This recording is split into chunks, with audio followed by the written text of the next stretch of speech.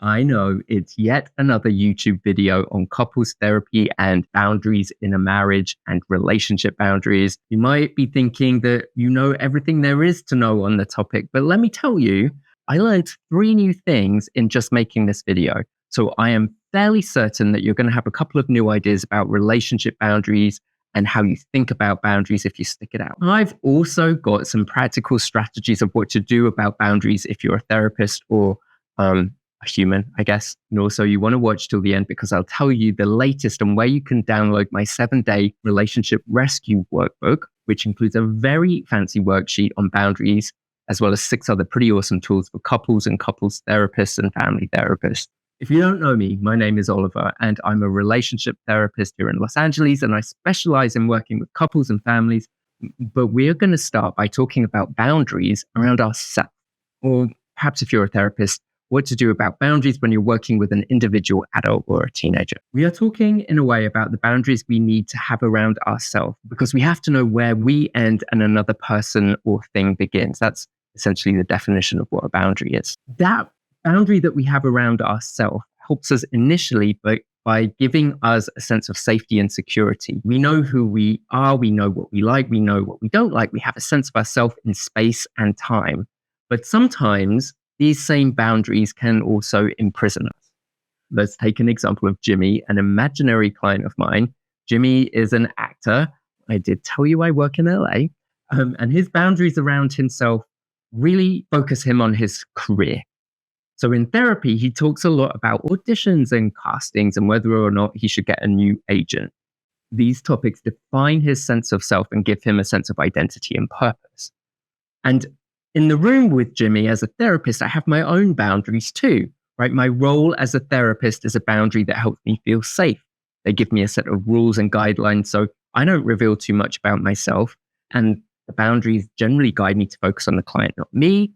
Those boundaries, in a way, tell me what to do and how to be. So I'm in my office sitting on my chair, and you can think of that as a physical boundary I created around me and Jimmy in order to define our relationship. And obviously, there's a lot more about boundaries around self and other coming up. I also have time boundaries, and I end this session after 50 minutes. So these boundaries that I created and we created help both Jimmy and me create our roles and feel safe and know what we're doing. But what after 6 months or a year of working together, Jimmy is still talking about auditions, roles, and callbacks. He's not really told me much about dating or his family life while he was growing up. What do we make of those boundaries now? I would say that that is actually a great example of how boundaries around self are creating emotional guarding. They simultaneously define Jimmy, but also guard him against going deeper. Jimmy might be overly cautious about sharing personal feelings and vulnerabilities, keeping emotional boundaries or boundaries around his feelings to protect him from talking about other parts of his life that he doesn't want to discuss or maybe even share with me. You might see this in a client who comes in with a list of things they want to discuss, or a client who writes things down. They are really defining the nature of the 50 minutes with very rigid rules and boundaries. And there's nothing inherently wrong or bad, but I'm just observing how those boundaries are not really giving me and Jimmy much flexibility to explore more than what he wants. So the point is that boundaries help define us, but they also imprison us. They can keep us stuck in a certain mindset or role, which prevents growth and ultimately a deeper connection. So the way that I see boundaries is based on the structural family systems model. And this is the part that we all know. There's 3 types of boundaries. Jimmy's got what I call bulletproof boundaries because that sounds much more fun than rigid boundaries. Bulletproof boundaries are rigid, like impenetrable walls that keep significant emotional or physical distance. They're restrictive though. Jimmy uses them to avoid vulnerability, to keep aspects of his life private and maintain very strict, inflexible rules about how to interact with me as a therapist. And you could think of these as really tough boundaries around his feelings. They protect him from getting hurt, sure, but here we are after 6 months. They are also preventing him from forming deep connections with me as his therapist and probably with other people too. Individuals with bulletproof boundaries can often appear aloof or unapproachable. They They're also the sort of person that might insist on doing everything themselves, refusing help or advice. And having been a therapist for a hot minute, I can feel that distance when a client like this walks in. And often you can even see it. So pay attention to where a client sits. Someone with very rigid boundaries is probably going to sit as far away from possible as me. And what do you do about this? Well, my top tip here is always to link it to the presenting problem. So let's say Jimmy came in to talk about acting. His acting career might actually improve if he can work around those boundaries that he's got around his feelings. There might be more depth and vulnerability to his performances. So that might be one angle in that is aligned with his motivation for therapy. Now, the opposite of rigid boundaries are porous boundaries, or what I call breakable boundaries, because I really like alliterations. These are like thin barriers that don't keep anything in or out. A self with boundaries like this might overshare personal information with strangers, or struggle to say no to people, or become overly involved in their partner's problems. Occasionally, I get a negative comment on my TikTok or YouTube videos, and it's never really anything about what I'm saying. It's about an assumption about me, or if my dog's in it, it's about my dog. He's a pit bull, so people have feelings about this. But the sort of person that feels utterly compelled to write some dickhead comment about the way I look, or question my intelligence, nationality, age, whatever it is, has very thin boundaries. When I see something I don't like on TikTok, I swipe to the next video. I really don't feel compelled to let it out and share my negative thoughts with some random person who is just talking on a camera. I've got boundaries around my thoughts and feelings, and I can tend to keep things inside. People with breakable boundaries or porous boundaries often feel overwhelmed because they take on too much from others, neglecting their own needs and well-being. This is the sort of person that thinks they have to fly across the country to do something because a family member has stubbed their toe, or feels compelled to get involved in an argument between their siblings. They can't really keep self and other separate. The lack of boundaries between self and other gets them in trouble a lot. They overextend themselves. They get overly involved, and they get burnt out. This same person might share intimate details about their life with a complete stranger, leading to regret or discomfort later. They literally don't know who they are because they're so involved in everyone else's life that they haven't developed a full sense of self. This type of client might sit as close to me as possible, but it's not a golden rule. They are, however, much more likely to let it all out, just bring everything in at once. They can become flooded as they can't really regulate themselves, which again is a sort of boundary that we have around our feelings. So let's consider another fictitious client, Jenny, who has these breakable boundaries. In therapy, Jenny might spend a lot of time discussing her relationships and the issues of other people around her, rather than focusing on her own self and her own growth. And you might notice after some time that every session is about someone other than her, the husband, the kids, the boss, the teachers, whoever it is. So what do you do about a client like this? Well, this one is trickier because they are really just not likely to be aware of the distinction that we as therapists make between self and other. So you have to continuously point out the focus is always on other, and highlight the distinction between what she feels and what the other person might be feeling. People who are like this often assume they know what others are feeling. And the ultimate goal is to get that separation of self and other happening. We might also encourage her to do things that involve herself for herself to get that sense of identity building up. Balanced boundaries, healthy boundaries represent something in the middle. With balanced boundaries, people know when to say no and when to share, and maintain a healthy balance of giving and receiving between self and other. The most loving people are actually the most boundaried people. And that is a fact because Brené Brown said so. And that should really be motivation for everyone to start working on getting healthy boundaries, because Brené Brown is a goddess. A person with healthy boundaries can communicate their needs openly, share information appropriately, and lock down their feelings when they need to, but also open them up when it's required. And again, balanced boundaries create a healthy relationship between self and other. Both parties are going to be able to discuss their needs for personal space and time together. They find compromises. They talk about how the other person impacts them and what they feel about it. Okay, let's pause here because I have some questions for you if you're not already thinking about what type of boundaries you have around yourself. So, do you find yourself oversharing personal information or taking on too many of other people's problems, like Jenny? How does that affect your sense of self? And how does that affect your relationships? Are there areas in your life where you avoid opening up about your feelings, like maybe Jimmy does? Does that impact your relationships in a different way? When we talk about boundaries, most often we're talking about boundaries in a relationship between self and other. And that's one of the things I'm thinking a lot about when I work with couples and families. As well as the boundary you have around yourself when you're in a relationship, there are boundaries around you and between your partner. These boundaries have two effects on us, right? They regulate closeness and distance. So, just to make this concept really clear, let's look at 3 images of families. And you can get these images in the 7-day relationship rescue worksheet. I'll put the PDF in the link below in the comments. And it's on my Stan store if you follow me on TikTok or Instagram. Again, it's 7 different activities for relationships and growing healthy relationships. I think this activity is really useful because you can't actually ask a client, what type of boundaries do you have? Like, well, we don't know the answer to that. I suppose you could ask them, but really we don't know what the boundaries are. And clients and couples and families are much more likely to show us the boundaries they have. In structural family systems, we're paying attention to that. So what type of boundaries do you think this family has? So to me, it looks very clinging. Everyone's clinging to the father, and that suggests some breakable boundaries. They might struggle to remain individuality and over rely on each other.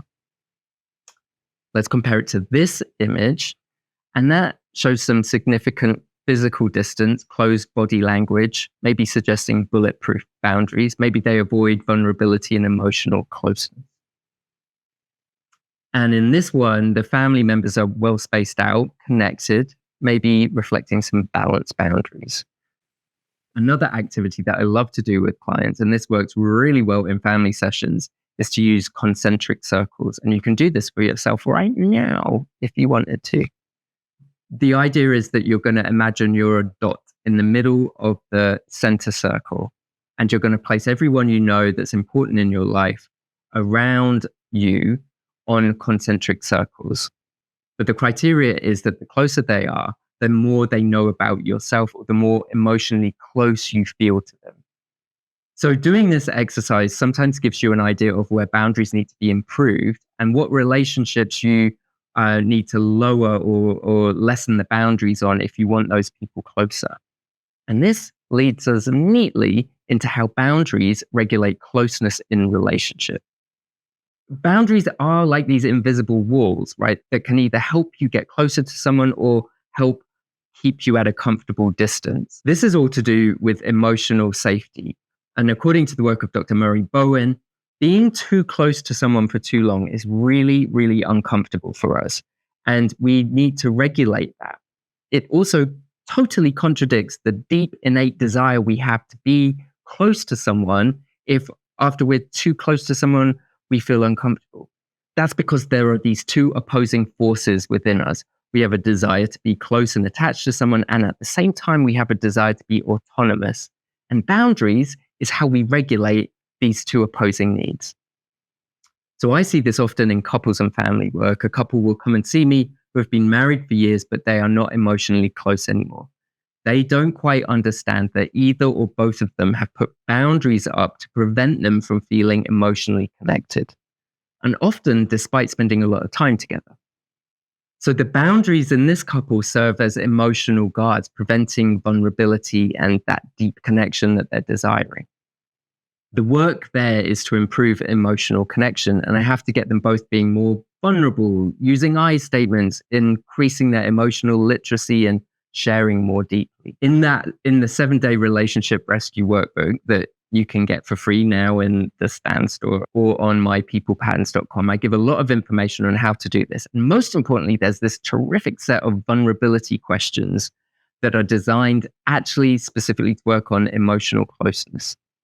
The other type of boundary we put around ourselves in relationships is boundaries that prevent us from becoming distant or disconnected, right? It's the other side of the same coin in a way. These are the rules that help maintain a certain level of closeness and protect our relationship from outside problems. So it's safe to say that most couples have rules about not dating other people or hooking up with other people.